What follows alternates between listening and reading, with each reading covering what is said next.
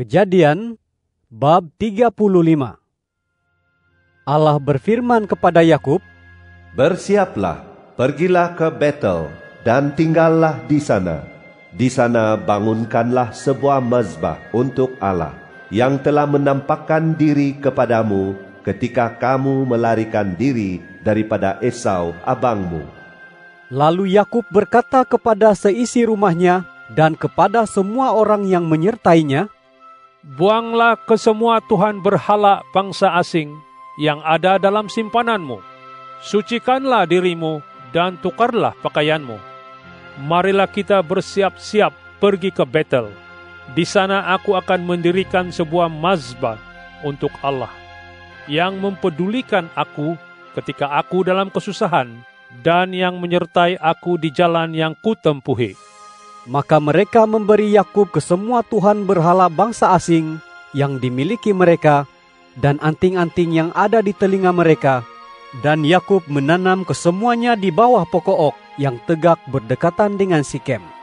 Kemudian mereka pun berangkat. Allah menyebabkan rasa takut melanda kota-kota yang ada di sekeliling mereka, dan tiada yang memburu para anak Yakub itu. Maka Yakub bersama-sama semua anggota rombongannya itu tiba di Luz, yaitu Betel, di tanah Kanaan. Dia pun mendirikan sebuah mazbah di situ, lalu menamakan tempat itu El Betel, karena di sanalah Allah menunjukkan diri kepadanya ketika dia melarikan diri daripada abangnya. Pada waktu itu Deborah, pengasuh Ribka, meninggal lalu dikuburkan di hilir Betel, di bawah sebuah pokok ok. Maka pokok itu dinamai pokok ok tangisan. Setelah Yakub kembali dari Padan Aram, Allah menampakkan diri lagi kepadanya dan memberkatinya. Firman Allah kepadanya, "Namamu Yakub, tetapi kamu tidak akan lagi disebut Yakub. Namamu akan menjadi Israel." Maka Allah menamainya Israel. Firman Allah kepadanya pula, "Akulah Allah yang Maha Kuasa. Beranak cuculah dan bertambah ramailah. Sebuah bangsa, bahkan sekumpulan bangsa akan berasal daripadamu, dan daripada keturunanmu akan muncul raja-raja.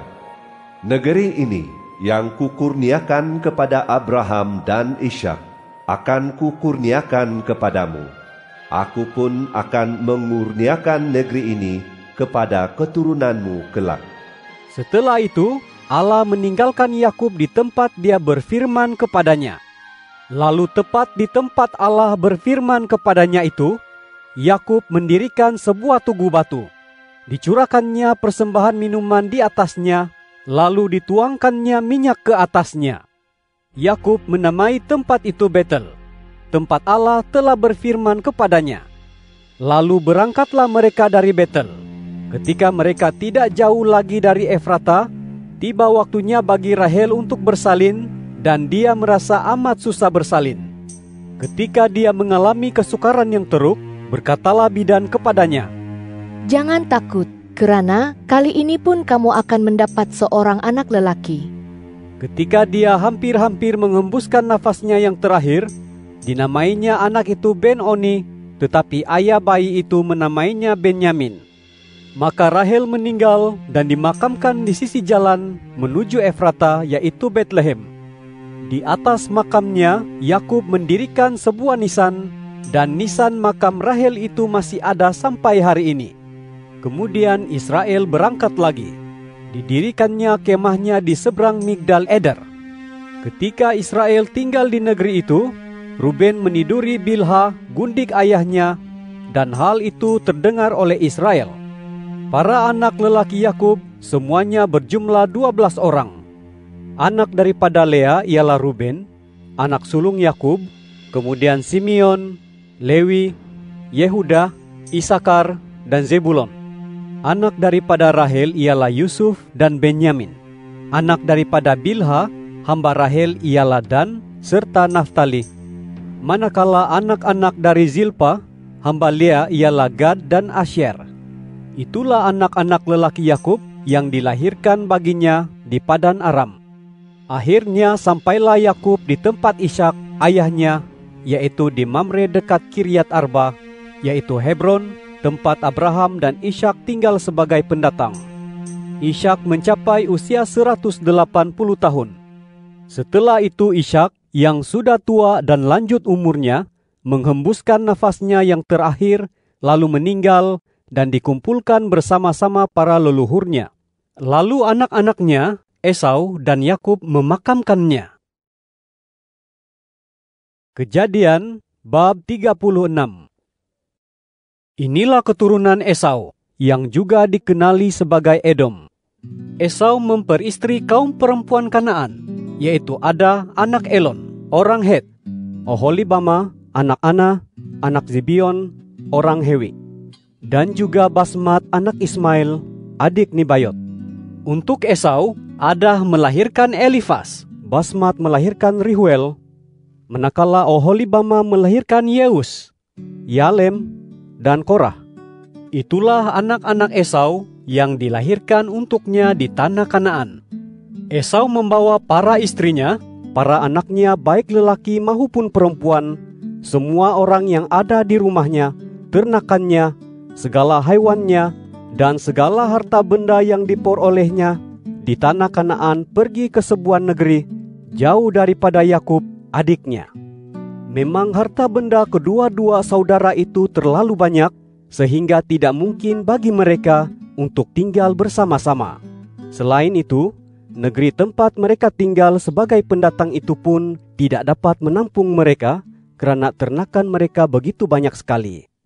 Maka tinggallah Esau, yaitu Edom, di pergunungan Seir. Inilah urutan salasila Esau, leluhur orang Edom di pergunungan Seir. Nama para anak Esau ialah Elifas, daripada istrinya Ada, dan Rihuel daripada istrinya Basmat. Para anak Elifas ialah Teman, Omar, Zefo, Getam, dan Kenas. Timna, gundik Elifas anak Esau, melahirkan Amalek untuk Elifas. Itulah keturunan Ada, istri Esau. Anak-anak Rihuel ialah Nahat, Zerah, Syama, dan Miza. Itulah keturunan Basmat, istri Esau.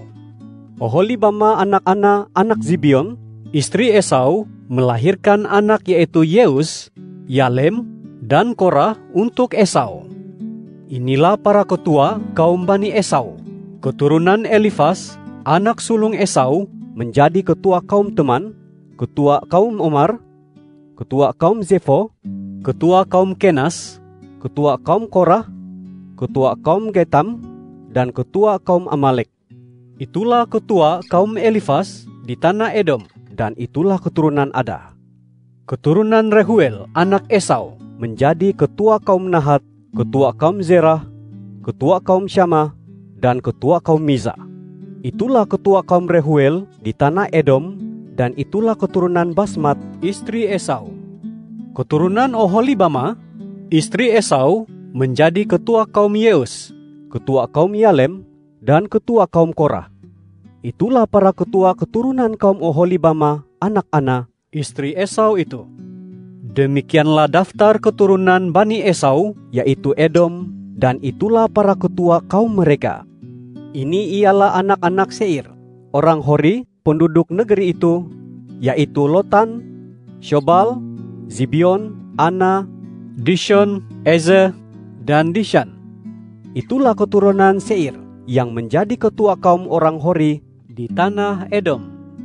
Anak Lotan ialah Hori dan Heman, dan Timna ialah saudara perempuan Lotan. Anak Shobal ialah Alwan, Manahat, Ibal, Shefo, dan Onam. Anak Zibion ialah Aya dan Ana. Dan Ana inilah yang menemukan mata air panas di gurun, sewaktu dia menggembala keldai Zibion, ayahnya. Ana mempunyai seorang anak lelaki, yaitu Dishon, dan seorang anak perempuan, yaitu Oholibama. Anak Dishon ialah Hemdan, Eshiban, Yitran, dan Keran. Anak Ezer ialah Bilhan, Zawan, dan Akan. Anak Dishan ialah Us dan Aran. Inilah ketua kaum orang Hori, yaitu ketua kaum Lotan, ketua kaum Shobal, ketua kaum Zibion, ketua kaum Ana, ketua kaum Dishon, ketua kaum Ezer, dan ketua kaum Dishan. Itulah susunan ketua kaum orang Hori menurut kaum mereka di tanah Seir.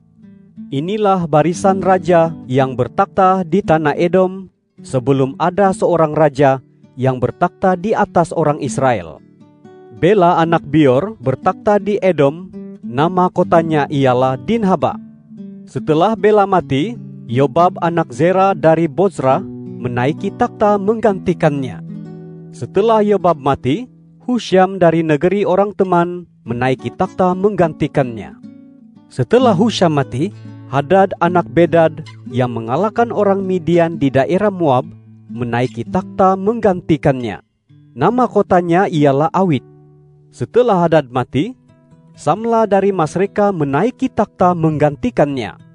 Setelah Samla mati, Saul dari Rehobot yang terletak di tepi sungai menaiki takhta menggantikannya. Setelah Saul mati, Baal-Hanan anak Akbor menaiki takhta menggantikannya. Setelah Baal-Hanan anak Akbor mati, Hadar menaiki takhta menggantikannya. Nama kotanya ialah Pahu. Istrinya bernama Mehetabel, anak Matred, anak Mezahab. Inilah nama pemimpin keturunan Esau menurut kaum dan tempat tinggal mereka dengan nama masing-masing. Ketua kaum Timna, ketua kaum Alwa, ketua kaum Yetet, ketua kaum Oholibama, ketua kaum Ela, ketua kaum Pinon, ketua kaum Kenas, ketua kaum Teman, ketua kaum Mibzar, ketua kaum Magdiel, dan ketua kaum Iram. Itulah para ketua kaum Edom menurut tempat tinggal mereka di tanah milik mereka. Itulah Esau, bapa leluhur orang Edom. Kejadian bab 37. Yakub tinggal di negeri tempat ayahnya menjadi pendatang, yaitu di tanah Kanaan. Inilah salah sila keturunan Yakub. Maka Yusuf anaknya yang berusia 17 tahun itu menggembalakan kawanan ternakan bersama-sama para saudaranya. Dia yang masih muda itu menyertai anak Bilha dan Zilpa, kedua-dua istri ayahnya, dan Yusuf sering menyampaikan laporan yang buruk tentang saudara-saudaranya kepada ayahnya. Israel memang lebih mengasihi Yusuf daripada semua anaknya yang lain karena dialah anak yang lahir pada masa tuanya. Maka dia membuatkan untuk Yusuf sehelai jubah indah yang berlengan panjang. Apabila para saudaranya melihat betapa ayah mereka lebih mengasihi Yusuf berbanding dengan kesemua saudaranya, mereka pun membencinya dan tidak mahu ramah mesra jika berbicara dengannya. Yusuf yang mendapat satu mimpi menceritakan mimpinya itu kepada para saudaranya, lalu mereka menjadi semakin benci kepadanya. Kata Yusuf kepada mereka, "Dengarlah mimpi yang kudapat ini. Sewaktu kita sedang mengikat berkas-berkas gandum di ladang, tiba-tiba berkas gandumku bangkit dan berdiri tegak. Lalu datanglah berkas-berkas gandummu mengelilingi berkas gandumku dan sujud memberi hormat." Kata para saudaranya kepadanya, Masakan engkau mahu bertakhta atas kami atau berkuasa atas kami? tentunya mereka menjadi semakin benci kepadanya atas sebab mimpinya serta kata-katanya itu. Setelah itu, Yusuf bermimpi suatu mimpi yang lain. Lalu dia menceritakannya kepada para saudaranya. Katanya, "Dengar, aku bermimpi lagi. Kelihatan matahari, bulan, dan 11 butir bintang sujud memberi hormat kepadaku." Tetapi ketika Yusuf menceritakan mimpinya itu kepada ayahnya serta para saudaranya, ayahnya mengherdiknya dan berkata kepadanya, Mimpi apa itu? Akankah aku, ibumu, dan para saudaramu datang dan sujud memberi hormat kepadamu? Maka para saudaranya menaruh hasad dengki terhadap dia, namun ayahnya menyimpan hal itu dalam hatinya. Ketika para saudara Yusuf pergi mengembala kawanan ternakan ayah mereka dekat Sikem, berkatalah Israel kepada Yusuf, Para saudaramu sedang menggembala kawanan ternakan dekat Sikem, bukan? Marilah, aku mahu menyuruh kamu pergi menemui mereka. Jawab Yusuf. "Ya ayah." Lalu dia berpesan kepada Yusuf, Pergi dan lihatlah sama ada para saudaramu serta seluruh kawanan ternakan dalam keadaan baik. Setelah itu, kembalilah dan kabarkan kepadaku." Lalu dia menyuruh Yusuf pergi melalui lembah Hebron. Yusuf pun sampai di Sikem. Dia berjalan ke sana kemari di padang, lalu bertemu dengan seorang lelaki. Tanya orang itu kepadanya, "Apakah yang kamu cari?" Jawabnya, Aku mencari para saudaraku. Tolong beritahu aku, di mana mereka menggembala ternakan mereka.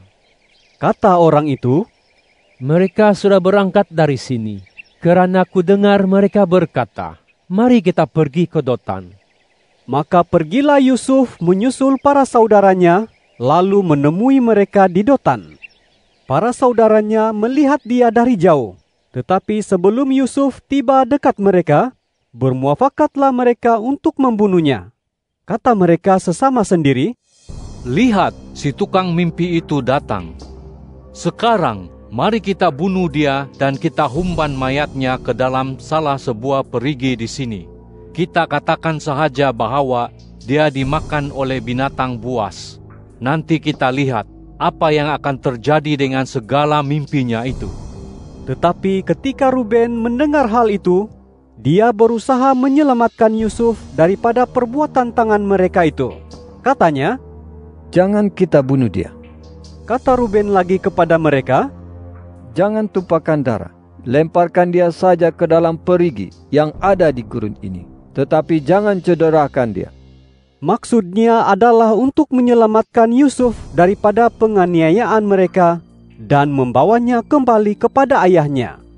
Maka setibanya Yusuf di tempat para saudaranya, mereka menanggalkan jubahnya, yaitu jubah indah berlengan panjang yang dipakainya itu, lalu membawa dia dan melemparkannya ke dalam sebuah perigi yang kosong tidak berair. Setelah itu, mereka pun duduk untuk makan roti.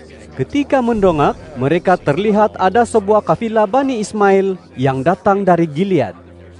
Unta mereka syarat dengan muatan rempah ratus, balsam, dan damar wangi untuk dibawa ke Mesir.